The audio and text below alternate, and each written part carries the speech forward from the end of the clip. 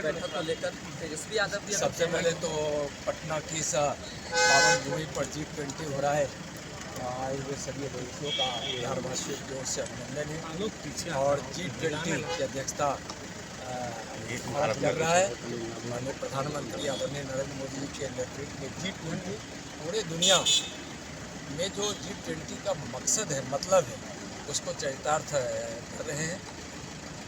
और 23 तारीख को यहाँ जो महागठबंधन के घटकों और अन्य घटकों जो सबके एकीकरण की बात करने की बात लोग कर रहे हैं, मैं जैसा मैं सुन रहा हूँ।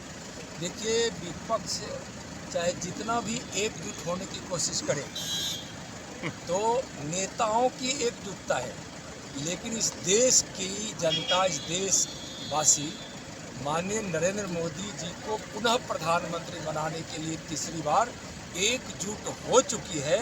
और भारी बहुमत के साथ, पिछली बहुमत से भी, पिछली संख्या से भी बड़ी संख्या के साथ बहुत ही एक सशक्त सरकार फिर माननीय प्रधानमंत्री जी के नेतृत्व में देशवासी बनाएंगे, बिहारवासी बनाएंगे। और बिहार में 40 की 40 सीट एनडीए जीतेगी।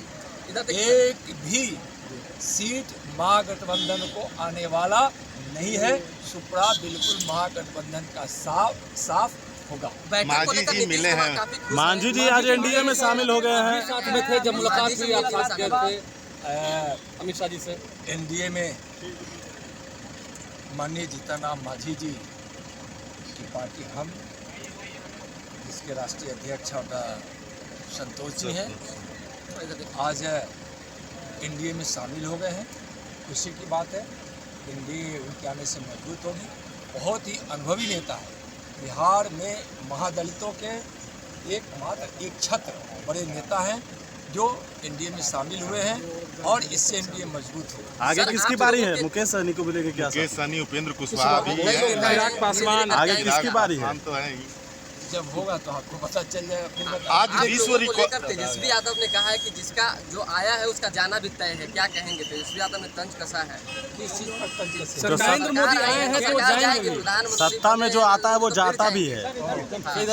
देखिए, भारत की राजनीति देश की आज़ादी के बाद जो दिशा पकड़ ली थी, जिसका नुकसान इस देश को बहुत हुआ है। देश में गरीबी बढ़ी, देश का अंतर्राष्ट्रीय स्तर पर मान सम्मान जो होना चाहिए तो नहीं था।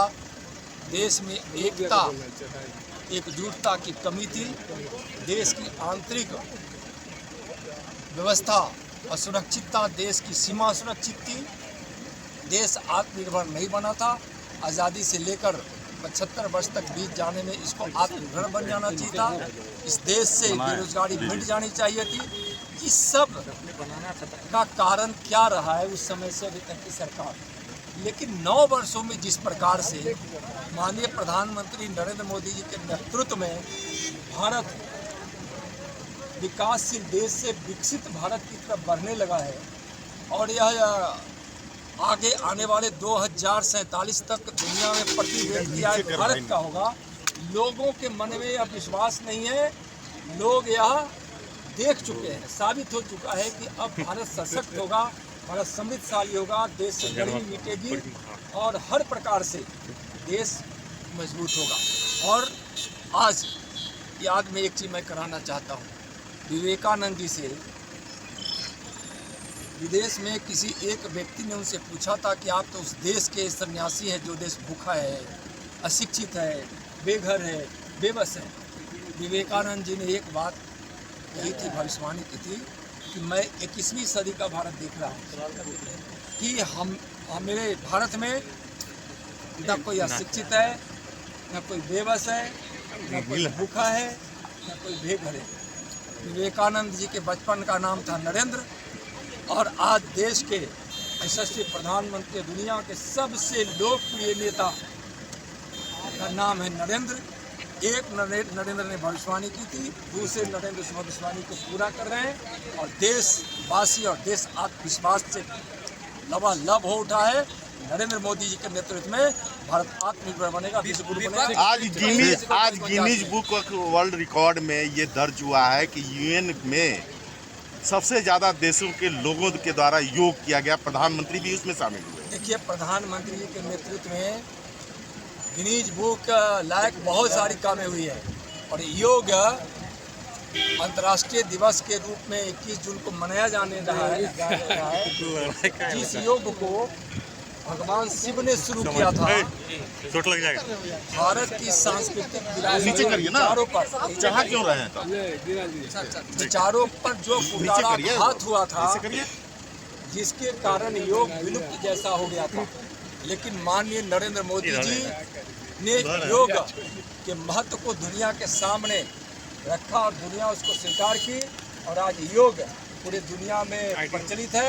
और आज गिनीज बुक में आज इतने अनेकों देश के लोग वहाँ शामिल हुए। यह देश के लिए गर्व की बात है, देशवासियों के लिए गर्व की बात है। महागठबंधन और विपक्ष के लोग इसी तरह बेतुकी की बात करते रहे, सपना देखते रहे, फालतू की बातें सोचते रहे। देशवासी अब इस देश को विकसित राष्ट्र के रूप में ले जाना चाहता है। जो सर विपक्ष की एकजुटता से बीजेपी में कोई बेचैनी है क्या? विपक्षी नेता कह रहे हैं कि भाजपा में काफी बेचैनी है। क्यों बेचैनी होगी? जब माननीय प्रधानमंत्री जी के नेतृत्व में देशवासी एकजुट हो चुके हैं तो फिर वो लोग पार्टियां एकजुट होती रहे, उससे क्या मतलब, कोई फर्क नहीं पड़ने वाला।